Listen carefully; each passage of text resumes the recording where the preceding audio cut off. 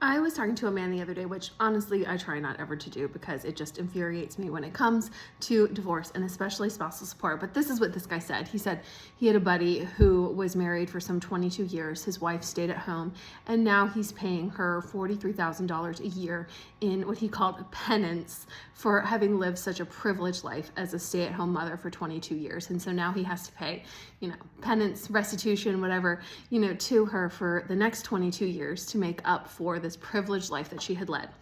And I have a couple of things to say to that. Of course, it is a privilege, right, to be able to stay at home and to raise your children. It's a privilege to the husband who knows that his children are being well raised as much as it is a privilege to the wife.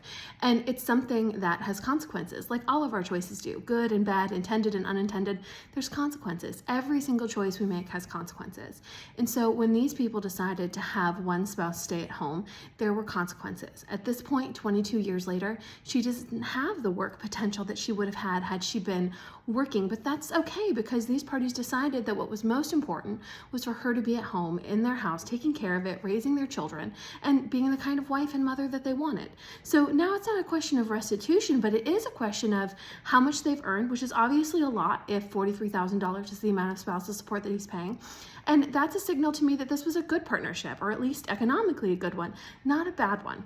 So when I get comments like that, and a man says something like, oh, she really took him to the cleaners, not only do I not believe that that's true, I mean, after all, if you average out $43,000 a year, it's only $3,500 a month, which I understand as a line item in a budget is a lot of money, but it's not a lot of money to live off of. And it's not there, to punish anybody for any choices that were made. It's there to kind of help equalize the disparity in income. He shouldn't get to go on and live high on the hog while she suffers and lives at or below the poverty line. $3,500 a month isn't really a huge drop in the bucket, especially if she still has minor kids living at home, but it's something, and it helps equalize those incomes.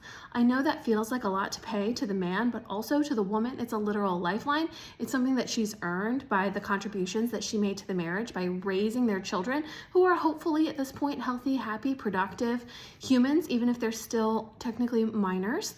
And that's kind of the way the cookie crumbles sometimes. So if you're the wife, if you're asking for the support, I would do it with my head held high, because it is something that he owes you because of the contributions you made to the marriage, because of the support you provided him. He wouldn't have been able to go out and earn what he was earning, to work like he was working, to be promoted like he was promoted, if it wasn't for the sacrifices you made at home.